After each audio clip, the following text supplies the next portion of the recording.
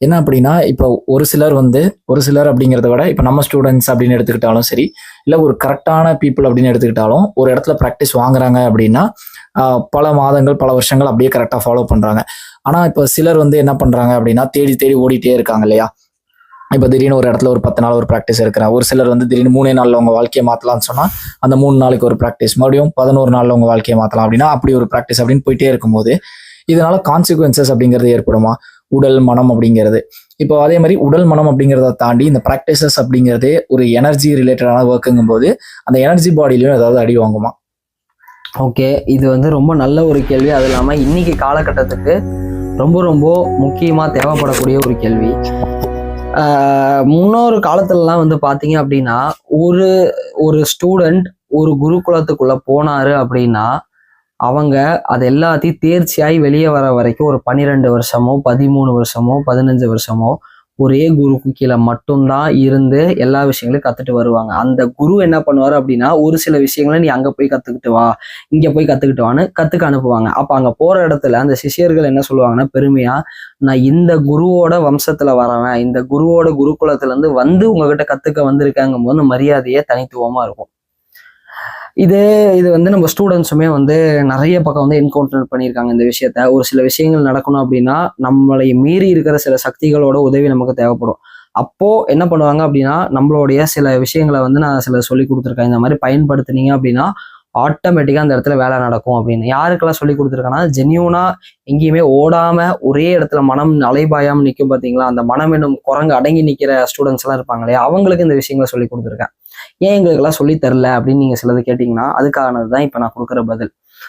ஒரு இடத்துல உங்களுக்கான பயிற்சி செட் ஆயிருச்சு அப்படின்னா என்ன பண்ணணும் அப்படின்னா, அந்த இடத்துலயே நீங்க ஃபோக்கஸ்டா இருக்க பழகணும். மனம் இன்னைக்கு ஒரு விஷயத்த பார்க்கும், நாளைக்கு ஒரு விஷயத்த புது ஃபேண்டசியோட பார்த்துச்சுன்னா அங்க ஓடும், நாளைக்கு அங்க பார்த்துச்சுன்னா அங்க ஓடும். இப்ப ஒண்ணே ஒண்ணு நான் உங்ககிட்ட எல்லாமே கேட்கறேன். இந்த குரு சிஷ்ய உறவு அப்படிங்கிறது எப்படின்னா, ஒரு திருமணம் ஆன ஒரு உறவு மாதிரிதான். மாசத்துக்கு ஒரு கணவனையோ மனைவியோ நீங்க மாத்திட்டு இருக்கீங்களா? கிடையாது இல்லையா? காலம் பூரா அவங்க கூட தானே வாழ்றீங்க. இன்னைக்கு இருக்க காலகட்டம் வேற. 2, 3, 4ன்னு வச்சுக்கிறாங்க. அதை பத்தி நம்ம பேச வரல. பட் நார்மலா ஜென்ரலா கேட்டோம் அப்படின்னா எப்படி இருக்கு அப்படிங்கிறது உங்களுக்கே தெரியல. அதே மாதிரிதான். ஏன் அப்படின்னு பாத்தீங்க அப்படின்னா, எப்படி ஒரு கணவனையும் மனைவியும் மாத்தி மாத்தி ஒவ்வொருத்தரையுமே வேற வேற புது புது ஆளா நீங்க மாத்தி அவங்க கூட மனசாலையும் உடலாலையும் ஒரு உறவு கொண்டீங்க அப்படின்னா, உடல்லையும் மனதிலையும் கர்ம வினை, ருணான பந்தான்னு சொல்லக்கூடிய கர்ம வினை ஏற்படுதோ, அதே மாதிரிதான் ஒவ்வொரு பயிற்சிகளையும் நீங்க மாத்தி மாத்தி பண்ண ஆரம்பிச்சீங்க அப்படின்னா, முதல்ல அடி வாங்க போறது உங்களுடைய எனர்ஜி பாடியான சக்தி உடல், அதுக்கப்புறம் உங்களுடைய மனம், அதுக்கப்புறம் உங்களுடைய உடல் அப்படின்னு சொல்லி எல்லா கோஷங்களுமே என்ன ஆகும் அப்படின்னா அடி வாங்க ஆரம்பிக்கும். இப்போ என்ன நடக்கும் அப்படின்னு பாத்தீங்கன்னா, ஒரு இடத்துல அவங்க கொடுத்த பயிற்சி அதிக சக்தியை வெளிப்படுத்துறதா இருக்கும். அடுத்த இடத்துக்கு நீங்க ஏதோ ஒரு விஷயங்களை பார்த்து போயிருப்பீங்க. அங்க அது சக்தியை வெளிப்படுத்தாம அடிப்படை நிலையில யாரெல்லாம் இருக்காங்களோ அவங்களுக்கு கொடுக்குற மாதிரி இருக்கும். அப்ப டக்குன்னு அந்த கிராஃப் இறங்கும் போது உங்களுக்கு என்ன நடக்குதுன்னே தெரியாது. மறுபடியும் இங்க சரியில்லைன்னு அடுத்த இடத்துக்கு போகும்போது அது இன்னும் பீக்ல எனர்ஜிஸ் கொடுக்குற இடமா இருக்கும். அப்ப அங்க நீங்க போனீங்கன்னா இதை பழகிட்டு அங்க போகும்போது உங்க உடம்பு தாங்க முடியாத மாதிரி ஆயிரும். இப்படி எனர்ஜிஸ் ஏறி இறங்கி போயிட்டே இருக்கும்போது என்ன ஆகும்னா, உங்களுடைய உடல் சீர்குலைக்கப்படும். சக்தி உடல் என்ன ஆகும் அப்படின்னா கம்ப்ளீட்டா டிசார்ட் ஆக ஆரம்பிக்கும். அப்படி ஆக ஆரம்பிச்சது அப்படின்னா உங்களை யாராலையுமே கடைசி வரைக்கும் சரி பண்ண முடியாது. இந்த மாதிரி அழிஞ்சு போனவங்க இன்னைக்கு வரைக்கும் எக்கச்சக்கமான பேர் இருக்காங்க. ரெண்டாவது, உங்க மனம் என்ன ஆகும் அப்படின்னா, ஒரு இடத்துல ஒரு விஷயங்களை சொல்லி கொடுப்பாங்க. ஒரு ஃபுட்ஸ் இந்த மாதிரி முறைகள் இருக்கும்போது உடல் அந்த மனம் ஒரு மாதிரியான ஸ்டேட்ல அப்படியே போயிட்டே இருக்கும், ஒரு விதமான வேவ் லென்த்ல. அதை நீங்க ஒரு விஷயங்கள் கேட்டு குழப்ப ஆரம்பிச்சிங்க அப்படின்னா அது கொலாப்ஸ் ஆக ஆரம்பிக்கும். அப்ப மனமும் சிதைஞ்சு போக ஆரம்பிக்கும். இந்த மனமும் சக்தி உடலும் வீணா போக ஆரம்பிச்சிருச்சுனாலே உடல் ஆட்டோமேட்டிக்கா போயிடும். ஸோ அதனாலதான் சொல்றது, ஒரு இடத்துல பயிற்சி எடுக்கிறீங்க அப்படின்னா நல்லா விசாரிச்சு ஆராய்ச்சி பண்ணி உங்க மனசை தாண்டி இருக்கிற ஆன்மா கிட்ட கேளுங்க, இது எனக்கு சரிப்பட்டு வருமானம். அது ஓப்பனா உங்களுக்கு அந்த வழியை காட்டும். அந்த வழியை காட்டிருச்சு அப்படின்னா அதுக்கப்புறம் அந்த இடத்துல அவங்களா அடிச்சு துரத்தினாலும் மாறாத மாதிரி பாத்துக்கோங்க. சரிங்களா? இதுதான் உங்களால ஆன்மீகத்துல வெற்றி பெறதுக்கான ஒரு ரகசியமான ஒரு வழி. அதை விட்டுட்டு இன்னைக்கு இப்போ வாடகை வீட்டுக்கு போற மாதிரி இன்னைக்கு ஒரு 10 நாள் இந்த வீட்டுல இருக்கேன், அடுத்த 10 நாள் ஒரு வீட்டுல இருக்கேன், அதுக்கு அடுத்த ஒரு 10 நாள் வீட்டுல இருக்கேன் அப்படின்னீங்கன்னா ஆன்மீகத்துல இன்னைக்குல என்னைக்குமே உங்களால தேர்ச்சி ஆக முடியாது.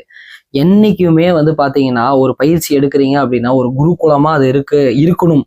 அந்த அந்த இடத்துல இருக்கவங்க கூட அந்த உங்களுக்கு சொல்லித்தர உங்க மாஸ்டர் கூடயோ இல்ல அவருக்கு அடுத்து சிலர் இருப்பாங்க, அவங்க கூடயோ கண்டிப்பா நீங்க கான்டாக்ட்ல இருக்கணும். ஏன்னா இது வந்து உயிர் சம்பந்தப்பட்ட விஷயம், சும்மா வேற ஏதோ விஷயம் கிடையாது. இன்னைக்கு நீங்க பிராக்டிஸ் வாங்குறீங்க, எடுத்துட்டு போறீங்க, என்னமோ பண்றீங்கன்னு.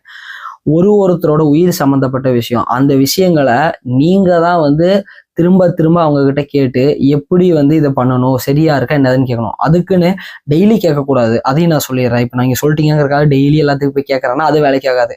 ஒரு குறிப்பிட்ட நாள் வச்சு இதெல்லாம் நமக்கு எப்படி இருக்கு, சரியா போகுதுங்களா, நான் பண்றேனா, இந்த விஷயங்களை நான் என்னோட பயிற்சிகள் இருக்கும்போது என்னுடைய சில சூக்ஷ்ம குருமார்கள் கிட்ட தினமும் கிட்டத்தட்ட ஒரு ஒரு சில நாட்களுக்கு ஒருக்கா நான் அவங்கள கூப்பிட்டு இதை நான் பண்றது சரியா என்ன ஏதுன்னு எல்லாமே வந்து நான் வந்து என்ன பண்ணுவேன்னா வேலிடேட் பண்ணுவேன். ஸோ அந்த ஒரு பழக்கத்தை வந்து நீங்க வச்சுக்கங்க. எப்பவுமே வந்து ஒரு குரங்கு இன்னொரு மரத்துக்கு மரம் தாவற மாதிரி ஆன்மீகத்துல ஒரு இடத்துக்கு ஒரு இடம் என்னைக்குமே தாவிட்டே இருக்காதீங்க. அது உங்களோட உயிர் சக்தியை பாதிக்க ஆரம்பிக்கும். இதை மட்டும் நான் சொல்றது தெளிவா வாங்கிக்கோங்க. அடுத்த கேள்விக்கு போகலாம்.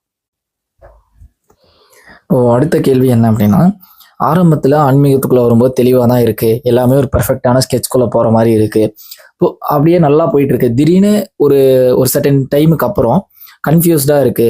என்ன சரி கன்ஃபியூஷன் சொல்றீங்க? நான் சரியா தான் போயிட்டு இருக்கேனா, இல்ல இந்த குரு கரெக்ட் தானா, இல்ல நான் போற பாத் கரெக்டா, நான் பண்ற ப்ராக்டிஸ் கரெக்டா அப்படின்னு எல்லா வகையிலுமே, இல்ல எனக்கு வந்து இது நான் கேட்கிற ரிசல்ட் கொடுக்குமா, இல்ல இந்த ஜென்மத்தில் இதை அடைஞ்சிருவோமான்னு எல்லா வகையிலுமே அந்த ஆன்மீகம் சம்பந்தப்பட்ட கன்ஃபியூஷன்ஸ் அப்படிங்கிறது ஒரு டைம் வரும். அதுக்கப்புறம் இப்ப கரெக்டா அதை எக்ஸ்பீரியன்ஸ் பண்ணவங்களுக்கு அது போயிருது. பட் அந்த கன்ஃபியூஸ் ஸ்டேட்ல தான் நிறைய பேர் மாட்டி ட்ராக் மாறுறது.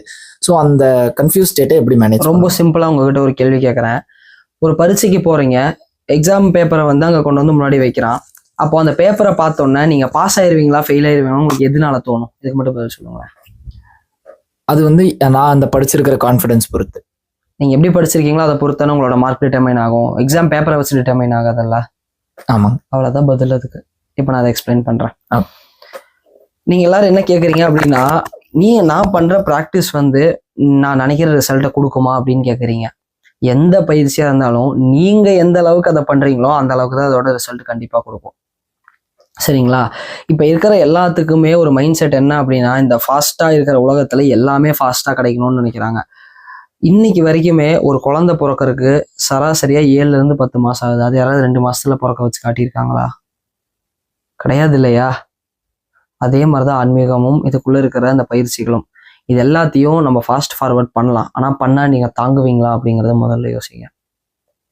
அந்த பக்குவ நிலை உங்க எல்லாத்துக்கும் இருக்கா? இப்படியும் எனக்கு என் கூடயே வச்சிருக்க ஒரு சிலருக்கு இந்த ஃபாஸ்ட் ஃபார்வர்ட் மெத்தடை நான் யூஸ் பண்ணேன். எனக்குமே நான் யூஸ் பண்ணேன். எங்களால் அதை தாங்குற அளவுக்கான திறன் இல்லை அப்படின்னா ஏன்டா ஆன்மீகத்துக்குள்ள வந்தோம், ஏன்டா இதெல்லாம் நம்ம கத்துக்கிட்டோங்கிற ஒரு எண்ணத்தை அது கொடுத்துரும். அதையும் நான் வந்து பார்த்துருக்கேன் சிலருக்கு. அப்போ நீங்க என்ன பண்ணணும்னா, முதல்ல இதை தாங்கறதுக்கான அந்த தன்மை உங்களுக்கு இருக்கான்னு பார்க்கணும். நீங்க சரியா ரெடி ஆகுறீங்களா அப்படிங்கறது பார்க்கணும்.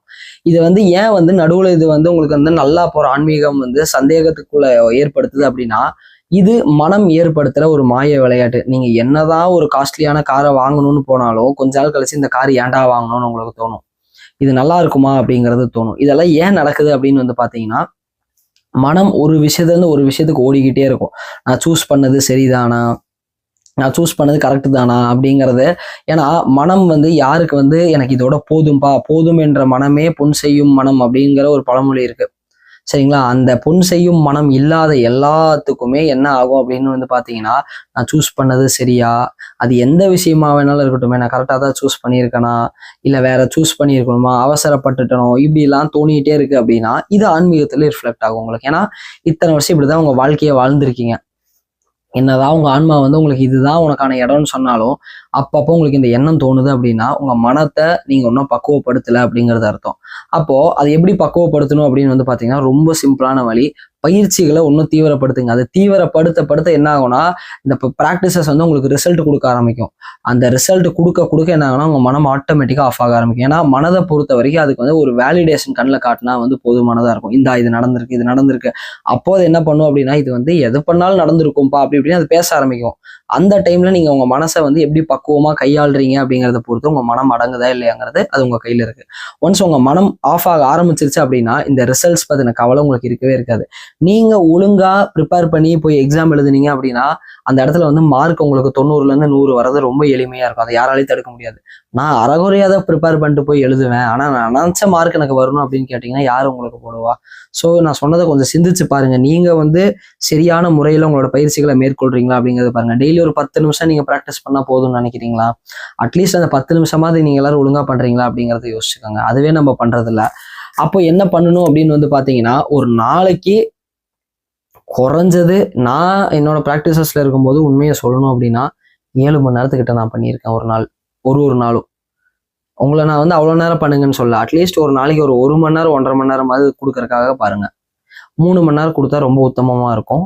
இல்லை முடியலங்கும் போது 1 மணி நேரம் 1.5 மணி நேரமாவது பயிற்சிகளுக்கு உங்கள் இடத்தையும் ஸ்பேஸையும் டைமையும் கொடுங்க. கொடுத்தீங்க அப்படின்னா நீங்கள் நினைக்கிறத விடையே அதிகமான ரிசல்ட்ஸை அது உங்களுக்கு கொடுக்கும். சரிங்களா? வணக்கம் மகாரம் ஃபேமிலி. என்னுடைய பெயர் நவமணி. நான் முருகன் யோகக்கலை 21 நாள் பயிற்சி வகுப்பில் சேர்ந்து இந்த பயிற்சிகளை செய்ய ஆரம்பித்தேன். எனக்கு ரொம்ப நாளாக தைராய்டு ப்ராப்ளத்தினால கழுத்தில் கட்டியெல்லாம் இருந்தது. 21 நாள் பயிற்சி வகுப்பு முடிகிறதுக்குள்ள அந்த ப்ராப்ளம் சரியாயிடுச்சு.